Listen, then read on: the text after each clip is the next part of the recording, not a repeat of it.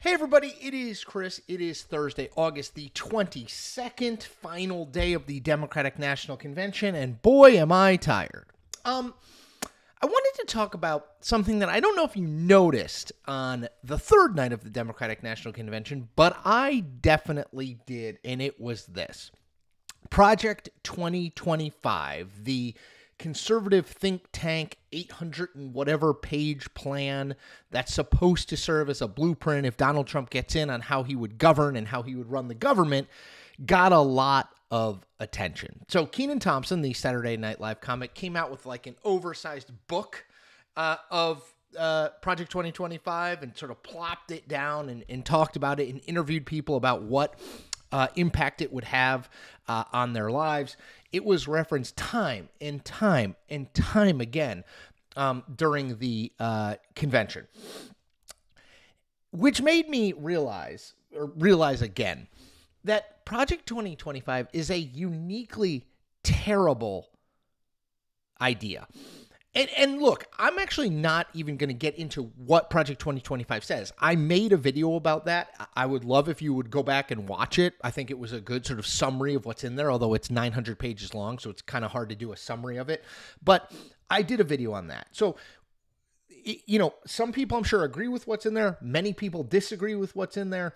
But I actually just want to talk about it as a political idea. So, it is usually in politics not a great idea to provide a lot of details about your policies and while you're running for office. And the reason for this is simple. Let's say you want to overhaul Social Security and Medicare. Clearly, it's bankrupting us. It's going to go bankrupt. It's running out of money. The system doesn't work. Too many people are in it. Like, we all agree that that's a problem, right? No politician is going to say, and I'll do this, and I'll raise the retirement rate, and we're going to do this, and we're going to do this, and we're going to do this.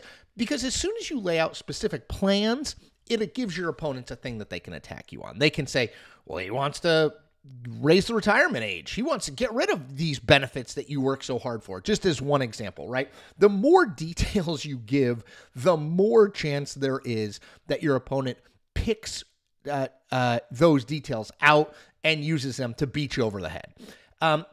What Project 2025 is all details, right? It's, if you actually read it, and I've read some of it, I haven't read all of it, but if you actually read it, it's like a lot of minutia. It's like, here's what we're going to do with the Department of the Interior. You know, we're going to move this around. We're going to do it. So it's like a lot of things that are very small bore. There are some obviously big bore things too, but a lot of small bore things.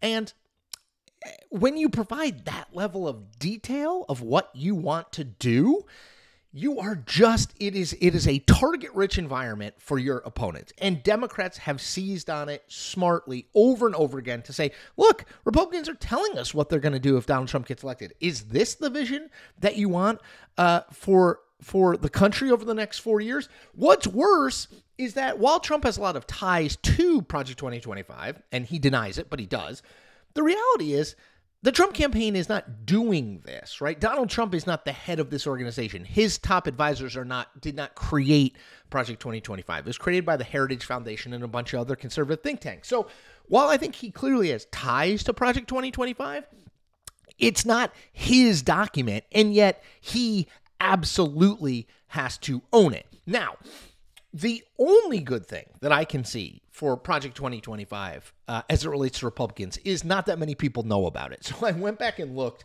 at polling, and there was a YouGov poll in July.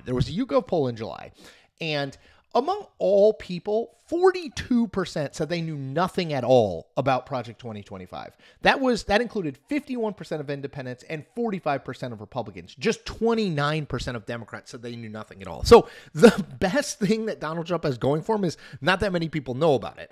I will tell you, though, that in the next 2.5 months, right, from Labor Day till Election Day, my strong sense, based on the convention, is that Democrats are going to hammer this over and over and over again and say, this is the blueprint. They are telling us what they will do if they get back into office. This is their plan. Don't let them fool you. You know, Donald Trump has said, I have nothing to do with it. The head of Project 2025 has stepped down. They're clearly trying to downplay it because they understand this is a terrible political idea. Now, if Donald Trump winds up losing, do I think it's solely because of Project 2025? No. I mean, I think a lot of it has to do with him and the fact that people look at the 4 years he was president, they look at his campaigns and they say, we don't want more of that. Or they prefer Kamala Harris. But do I think Project 2025 and sort of the press it's gotten the attention it will get, will have played a role if Donald Trump loses? Absolutely. Absolutely. If Donald Trump and his team could go back and reverse engineer this, hop back in the time machine, there is no doubt in my mind they would absolutely kill Project 2025 before it ever got started. They wish they never heard those words. It is a uniquely bad political idea, and they are paying the price for it. And my guess is they're going to continue to pay the price, and maybe a steeper price as more people get to know what it is and what's in it between now and Election Day. All right, that's it for me today. As always, 4 things. 1, subscribe to this channel. Easy. We're pushing for 40,000 people. Let's do this. 2, like this video. 3, comment on this video. And 4, tell 10 friends. Remember, tomorrow, Friday, I am doing a live stream like I do every Friday. I think I'm going to start it at 1:30 p.m. rather than 1 p.m. Just look for the link, just because I have a few other things I need to do. But check the live stream, subscribe to the channel, like the channel, comment on this video, tell people. Come on, we're building a movement here. Take care.